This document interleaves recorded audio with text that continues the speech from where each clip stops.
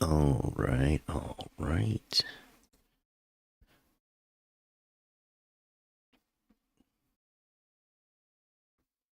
Do do do do do.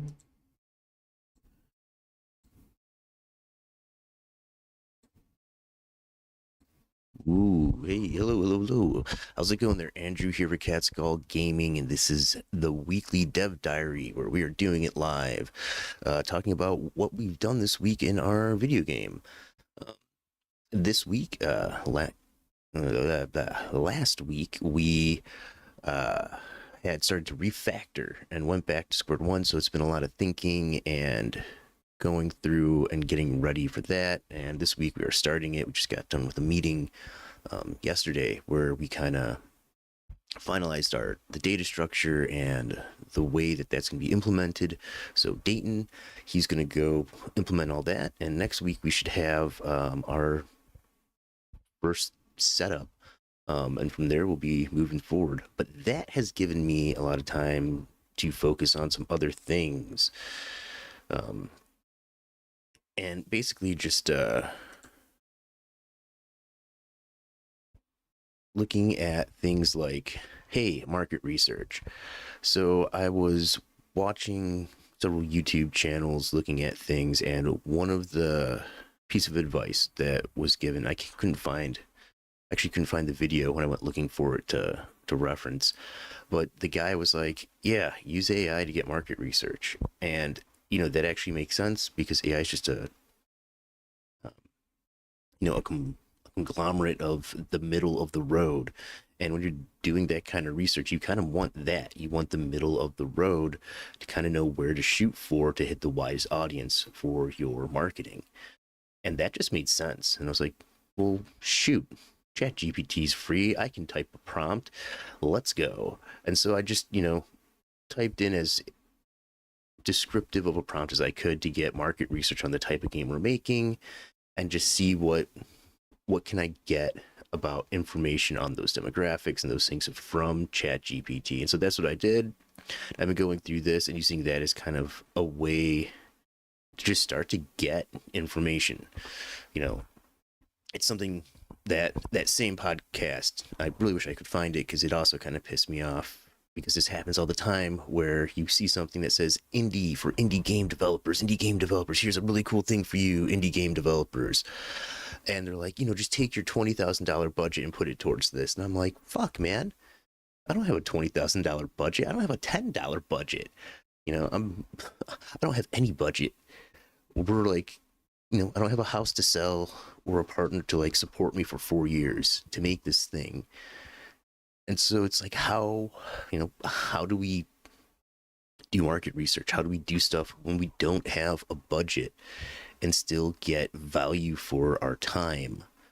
So that if when we do put ourselves in the red to, buy things like, an ad spend or Steam page or whatever we need to buy to get the game done, that we're making smart decisions and we're spending our money in areas where we're going to see the biggest return for our investment so that hopefully we don't lose anything on the project.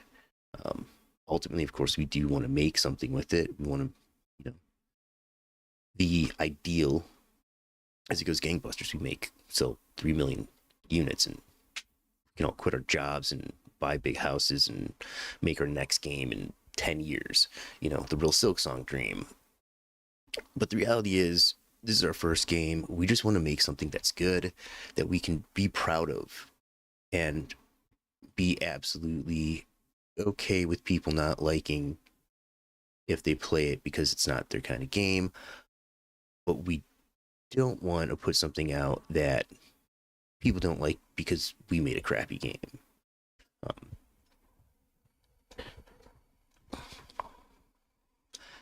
and so part of that's doing this kind of research to make sure that people can actually see it. So I did this, a little bit of market research. There was another YouTube channel. Here it is. That I've been listening to whenever she has a thing. Kat Burton talks about just games industry stuff. not necessarily focus on indies, but it's been very informative. And she had Will Freeman on, and he talked about something that was really interesting, which was uh, pre-write. That's not the right word for it. That's the wrong. Pre-writes, pre. For the life of me, I can't think of what do you call them. I put it come here. Good pod. Da, da, da. Mock reviews. He talked about writing mock reviews, which is I've heard about it on other podcasts, but it's never really been something that I've thought about too much on how beneficial it could be to actually get that kind of critical feedback from someone who isn't a playtester, have that differencing of opinion to see, hey, what are the critics actually going to think about and say about this game, to kind of get an understanding of the public perception or the critical perception of what you're producing. You know, the critical perception can be wildly different than the public perception. And so that idea of a mock review and having someone who's professionally in that industry write those up for you to see before you put it out in front of people, I thought that was a really interesting take and something that I don't hear a lot about when I'm doing this kind of research about things that you can do to help improve what you're making and get that kind of feedback. And one of the things he said is that he's starting to see um, developers ask for these things earlier and earlier in the process. So he said before they were coming in at like 90%, and now they're starting to ask at like 70 and sometimes even lower. A really interesting podcast. You can check it out. I'll try to remember to go ahead and put a thing in the thing below later, but really cool stuff. And then the other thing besides that, so a little bit of it, where's the Discord, here we go, is just doing some mood boarding. We know we're going to have this kind of top-down view for our game. That's one of the things we already figured out. And so I'm trying to figure out the scaling.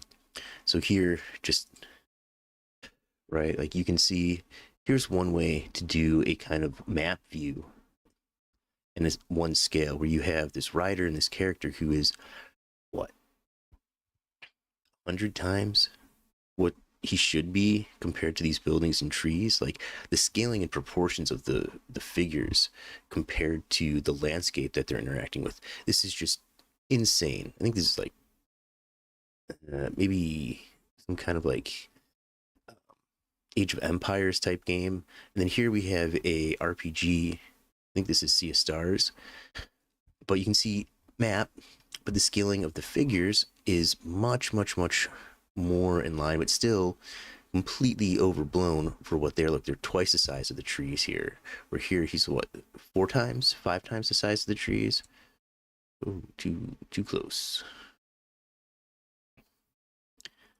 Also looking at that idea of abstracting out moving figures on a map isn't just done in video games, but what do other games, how do other games use this? Board games using tokens, using physical pieces that move around, um, and maybe presenting our video game with this kind of abstract mentality of you perceiving everything as tokens that move instead of things. But this comes in conflict with one of the pillars of our game, which is narrative design. And if you're not just narrative design, but narrative design where we're trying to get the player to see the dice and the actions they're taking as being more than just picking 3 things or rolling dice. We want to see them as taking actions on characters and picking a character. And so this kind of style, unfortunately, I think it's a nice aesthetic and it works well for abstracting, but for what we want to do, it would push the player back from an abstract, that kind of interpersonal relationship that we want with our storytelling. This is our mellow, and there you can see the board game version and the video game version. Just trying to see how did other devs kind of solve this problem. Civilization, the unit scale on Civilization, here's a guy, here's a battleship. Those things aren't the same size, but in Civilization they are. All units are the same size. Warcraft 2, unit size. What is important here? It's the units and the visibility of what they're doing really plays a huge part into that scale and that size. Hand-drawn mapping with little icons, pushing everything into a sepia, using color tones to help that visual expression. These kind of isometric mappings, scale sizes of different world maps, trying to just wrap my head around what are different sizes and scales that we can present things at, and then visually, how do we represent those? And do we have changing scales? Do we have changing sizes? As well as also just looking for different visual styles that work at that scaling. If you do pixel art and your guys are just 3 pixels big, there's no detail there. They're just little abstractions of what they are. Once again, if we have stories that we want the player to connect to, we're telling stories that we want the player to connect to the characters that these objects represent, then I don't want abstracted references to them. I want actual imagery that references to them. So you can see a guy, or you can see a character or a face or a coloring that matches who they are in the story, in the narrative, so that you can draw those connections. We can have impact with the way that the player moves them through the world state. And then thinking about that high contrast paper, these are some Adobe things, but it can be done digitally pretty well, but also a physical version of it. And doing something like this in Blender, mocking it up and then setting it so that it has animation, putting it on parallaxes, things like that really does help frame out how the story can be told visually and drive kind of how I want to frame things for that visual narrative, which affects how the UI should be seen, which affects how buttons look, how things are laid out on the screen. All those things play a part. So this week has been a lot of research on that. It's been a lot of being able to do art stuff. If I was still solo deving, my focus would be on coding and getting the loop done. And having a partner in this process who can take on that portion, and I can trust, hey, he's gonna go in, he's gonna do his thing, and while he's doing that, that gives me time to get this next step ready so that we can start implementing these things and getting a feeling for them, to get our loop, to get some visuals out there, to get a slice of what we want to do. For me, getting a visual slice of what we're doing and being able to show the guys, like, hey, here's a style, here's a vision of what this thing could look like. That gets people amped. That draws them more into it, gives them the buy-in and the confidence that the work they're doing is going to be visually reflected in a way that they can be proud of. And that's really important. So, and cool things that look cool are very good. Doing the market research, it's going to be, a lot of it's going to be on me and Jim to come up with the sound and visual design for that marketing. Because that, if we have a good game, that will market itself. But part of a good game is good visuals and good sound design. So if we can do our job, that will take care of that portion of the marketing, which is undoubtedly a large part of it. And then we just have to take and do the other part, which is the market research, do